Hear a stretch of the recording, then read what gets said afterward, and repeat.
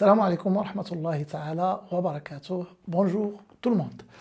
Donc on passe à une paragraphe très importante concernant la fonction dérivée de la fonction réciproque. Donc c'est quelque chose qu'on n'a pas vu avant plutôt. Donc c'est quelque chose de nouveau. Donc étant donné une fonction, définition, donc soit f une fonction continue strictement monotone sur un intervalle i, donc le fait que f est continu et strictement monotone, ça garantit l'existence de la fonction réciproque, puisque cette paragraphe, on va parler de la fonction dérivée de la fonction réciproque. Donc on doit garantir l'existence d'une fonction réciproque.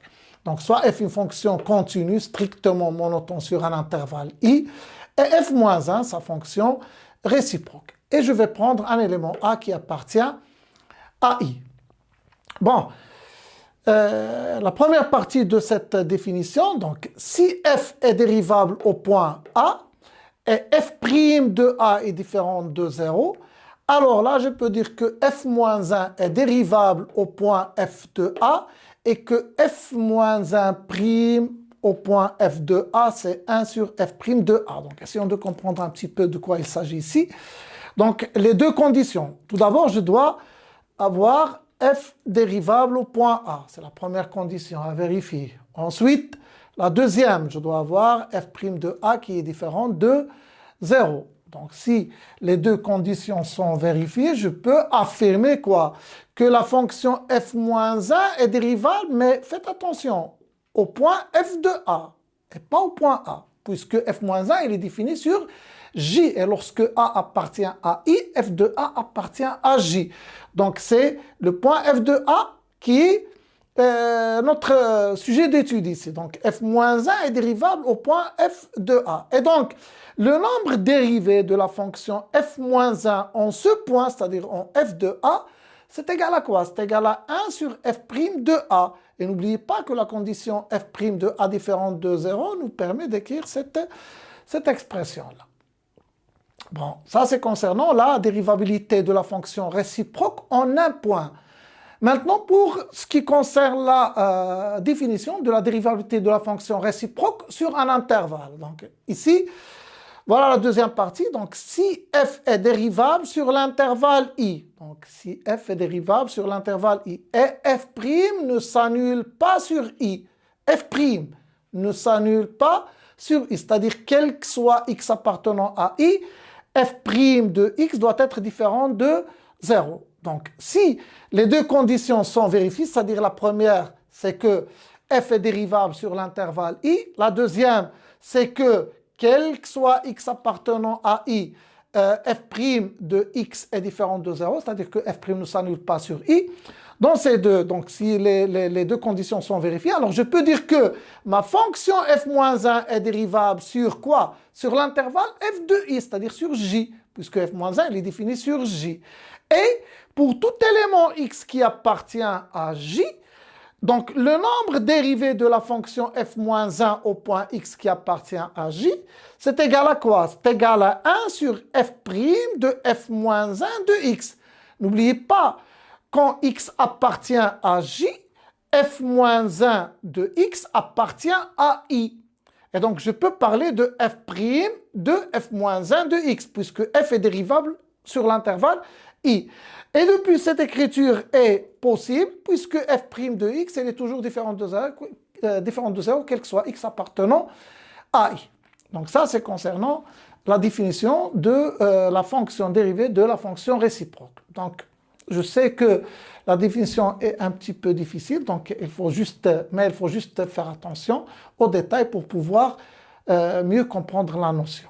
Donc, je vais essayer de donner un petit exemple qui va simplifier un petit peu les choses. Donc, dans l'exemple, je vais prendre une fonction f qui est définie sur l'intervalle i, qui est égal à 0 plus l'infini, par fx égale la racine de 1 plus x carré. Donc, c'est notre définition, c'est notre plutôt fonction. Et voilà notre intervalle i, donc qui est égal à 0 plus l'infini. Donc, tout d'abord, elle est claire. On peut voir aisément que quoi? Que f est continue, donc sur l'intervalle i, et qu'elle est strictement croissante. Donc, je vous laisse le soin de faire ça, donc c'est facile. Donc, je peux confirmer l'existence de quoi? D'une fonction réciproque f-1 définie sur l'intervalle J qui est égal à f de i. Et pour calculer f de i, vous connaissez donc la règle. Donc f de i, c'est quoi? C'est f de 0, la limite lorsque x tend vers plus l'infini de fx, puisque la fonction est continue strictement croissante. F de 0, c'est quoi? C'est 1. F de 0, c'est 1. Et la limite lorsque x tend vers plus l'infini de fx, c'est la limite de cette quantité, c'est-à-dire c'est plus l'infini.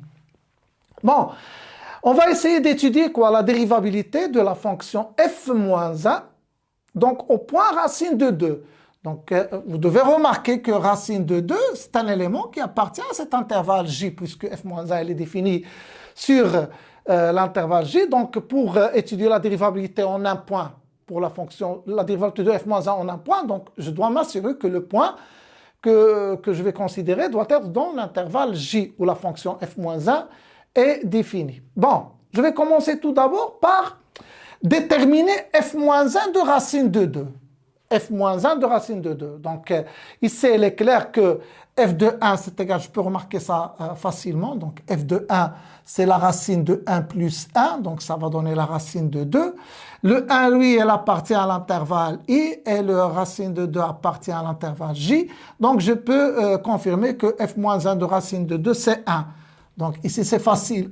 Donc, si c'était un petit peu difficile, j'aurais pu résoudre l'équation fx égale racine de 2 pour trouver, dans i bien sûr, pour trouver l'image réciproque de racine de 2 par la fonction f-1. Donc f de 1 c'est égal racine de 2, 1 lui il appartient à i, racine de 2 il appartient à j, donc je peux dire que f-1 de racine de 2 c'est égal à quoi? C'est égal à 1.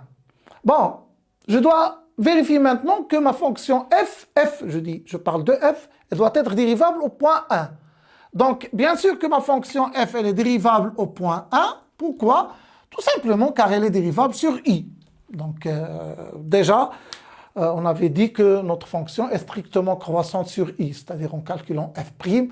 Donc, je peux remarquer que f' est strictement positif sur l'intervalle i, et donc la fonction est strictement croissante. Donc, ma fonction est déjà dérivable sur l'intervalle i, donc en particulier sur, au point plutôt 1, puisque 1 appartient à l'intervalle i. Donc, quel que soit x appartenant à i, je sais que f' de x, c'est quoi?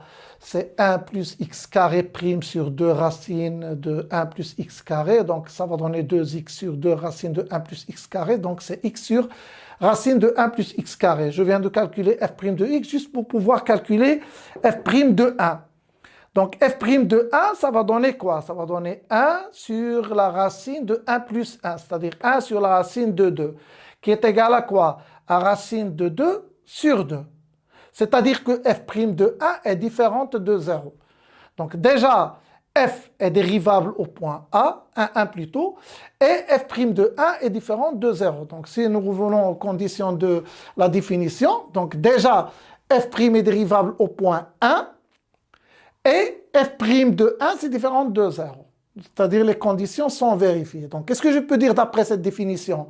Je peux dire que f-1 est dérivable au point f de a, c'est-à-dire f de 1. C'est ce que je vais écrire ici. Donc, je peux dire quoi? Que f-1 est dérivable au point f de 1 qui est égal à quoi? À racine de 2. Et n'oubliez pas que je voulais étudier la dérivabilité de f-1 au point racine de 2. Donc, ça marche, c'est très bien. Donc, f-1 est dérivable au point f de 1 qui est égal à quoi? À racine de 2. Et en plus de ça, donc vous remarquez ici, donc f-1' de f de a, c'est 1 sur f' de a. Donc, f-1' de racine de 2 qui est égal à f-1' de f de 1, puisque racine de 2 c'est f de 1. Donc, en appliquant la définition, donc c'est 1 sur f' de 1.